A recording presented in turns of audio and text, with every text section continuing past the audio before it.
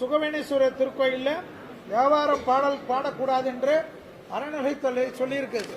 Thevaram பாடலைன்னா disco பாட்டா பாட முடியும்னு பத்திரிக்கைக்காரங்க தான் கேட்கணும்.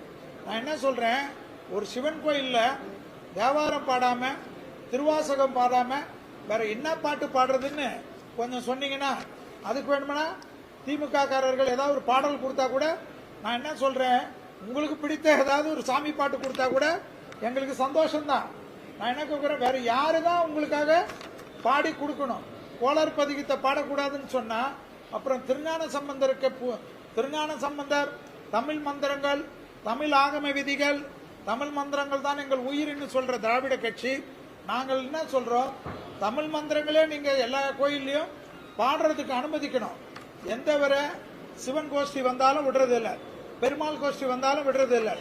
ஆனா திராவிட முன்னேற்ற கழகத்தில் மந்திரிகளுடைய பஜனை கோஷ்டிக்கு மட்டும் எல்லா கோயிலிலும் ஃபுல்லா சப்போர்ட்டா இருக்கு.